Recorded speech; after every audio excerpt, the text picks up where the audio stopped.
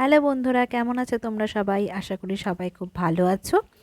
ঠান্ডা তো ভালোই পড়েছে, শুনছি ওয়েস্ট বেঙ্গলে আর বিভিন্ন জায়গায় খুবই ঠান্ডা পড়েছে এবার।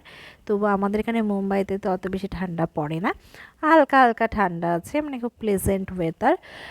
তো ভাবলাম যে পিঠে পুলি কয়েকটা বানাই, মানে খেতে ইচ্ছে করছে এরকম ওয়েদারে।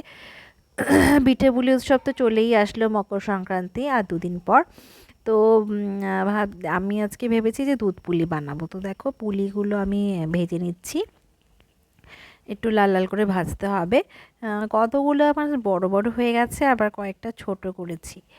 তো ফার্স্ট ট্রাই করছি, দেখি কেমন হয়।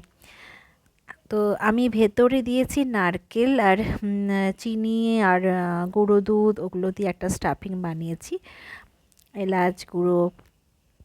তো তারপর দেখো এদিকে দুধটাকে একটু গাঢ় গাঢ় খিরখির করে নিয়েছি, তেজপাতা দিয়েছি, এলাচ গুঁড়ো দিয়েছি, যা যা দিতে হয়। আর এখানে দিয়েছি একটু গুড়, কারণ দুধের মধ্যে মানে গুড়ের নলেন গুড় যেটা, সেটার ফ্লেভারটা আসার জন্য দিয়েছি। এবার সব পুলিগুলো এক এক করে ছেড়ে দিচ্ছি। এটাকে তো কিছুক্ষণ ফুটতে দিতে হবে, তাই না? তো কিছুক্ষণ ফুটে গেছে দুধটা, এবার এটাকে একটু কাভার করে দিতে হবে মনে হচ্ছে, তাহলে ভালো হবে।